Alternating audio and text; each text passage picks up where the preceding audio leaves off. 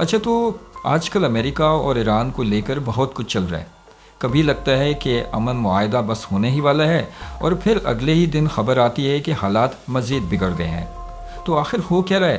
آئیے اس ساری صورتحال کو ذرا آسان کر کے سمجھتے ہیں۔ بات یہاں سے شروع ہوتی ہے۔ صدر ٹرمپ نے بڑے پر اعتماد طریقے سے کہا کہ جنگ تو سمجھے جیتی جا چکی ہے۔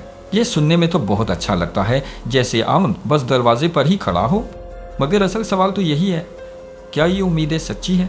کیونکہ جب ہم دونوں طرف کے مطالبات پر نظر ڈالتے ہیں تو کہانی کچھ اور ہی نظر آتی ہے۔ تو چلیے دیکھتے ہیں کہ ان امن کی باتوں میں سچائی کتنی ہے۔ ٹھیک ہے، تو اب بات کرتے ہیں اس امن منصوبے کی جس کا ہر طرف چرچا ہے۔ کیا واقعی اس میں جنگ روکنے کا دم ہے؟ تو ہوا یہ ہے کہ امریکہ نے باقاعدہ ایک 15 نکاتی منصوبہ ایران کو بھیجا ہے۔ کاغذ پر تو یہ ایک بہت بڑا قدم لگتا ہے، آخرکار ایک تحریری پیشکش میز پر جو آ گئی ہے۔ آئیے اب ذرا گہرائی میں چلتے ہیں اور دیکھتے ہیں کہ واشنگٹن آخر اس منصوبے میں مانگ کیا رہا ہے۔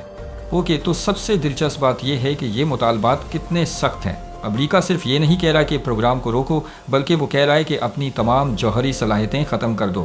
مطلب یورینیم افزودگی بند، سارا مواد بین الاقوامی ایجنسی کو دو اور اپنی اہم تنصیبات کو بھی تباہ کرو۔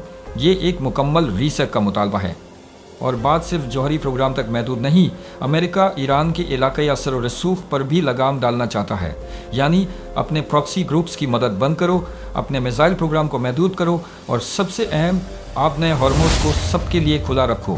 تو ان سب سخت شرائط کے بدلے میں امریکہ کیا دے رہا ہے؟ بنیادی طور پر دو بڑی چیزیں: ایران پر لگی تمام اقتصادی پابندیوں کا خاتمہ اور پرامن مقاصد کے لیے ایک سویلین جوہری پروگرام بنانے میں مدد۔ لیکن کہانی میں ایک بہت بڑا موڑ یہیں آتا ہے۔ آئیے دیکھتے ہیں کہ ایران نے اس امریکی پیشکش پر کیا کہا۔ ایران کا جواب، چلو بات کرتے ہیں، نہیں تھا، بلکہ ایک صاف اور واضح انکار تھا۔ ایک ایرانی اہلکار نے تو ان تجاویز کو مبالغہ آمیز کہہ کر رد کر دیا، جس سے صاف ظاہر ہو گیا کہ وہ ان پر بات کرنے کو بھی تیار نہیں۔ تو پھر ایران کیا چاہتا ہے؟ اس نے اپنی 5 شرائط سامنے رکھی ہیں، جنہیں وہ اپنی ریڈ لائنز کہتا ہے، اور یہ کوئی مذاکراتی پوزیشن نہیں بلکہ حتمی مطالبات ہیں۔ ان میں شامل ہے: حملے فوراً بند ہوں، گارنٹی دو کہ جنگ دوبارہ شروع نہیں ہوگی، جنگ کا پورا ہرجانہ ادا کرو، اور آبنائے ہرمز پر ہمارا کنٹرول تسلیم کرو۔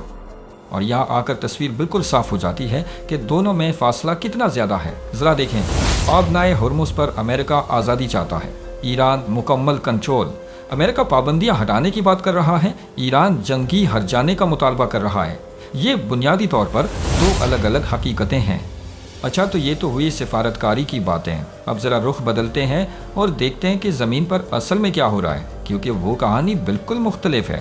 سب سے اہم نقطہ یہ ہے کہ سفارتی سطح پر جو بھی دعوے کیے جا رہے ہیں ان کا زمینی حقائق سے کوئی لینا دینا نظر نہیں آتا۔ لڑائی کم ہونے کے بجائے مسلسل جاری ہے، اور اگر کسی کو ثبوت چاہیے تو بس ان اعداد و شمار پر ایک نظر ڈال لیں۔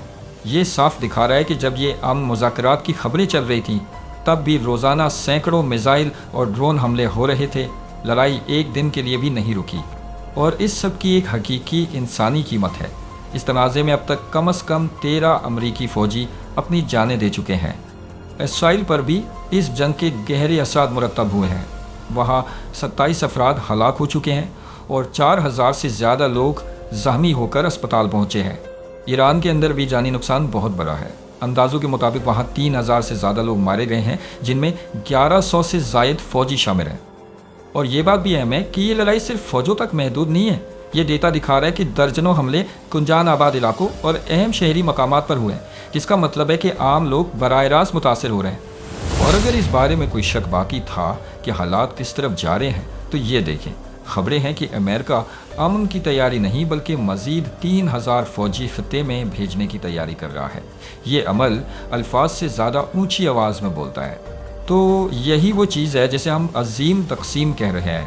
ایک طرف ہے پرامید سیاسی بیانات اور دوسری طرف ہے ایک تلخ حقیقت جو ڈیٹا اور زمینی صورتحال سے ثابت ہوتی ہے۔ ایسا لگتا ہے جیسے دونوں فریق دو بالکل مختلف سیاروں پر رہ رہے ہیں، اور یہ سب ہمیں اس ایک آخری اور سب سے بڑے سوال پر لا کر کھڑا کرتا ہے: جب کہی جانے والی باتوں اور کیے جانے والے کاموں میں اتنا بڑا فاصلہ ہو تو یہ لڑائی آخر رکے گی کیسے؟ اس کا جواب فی الحال کسی کے پاس نہیں۔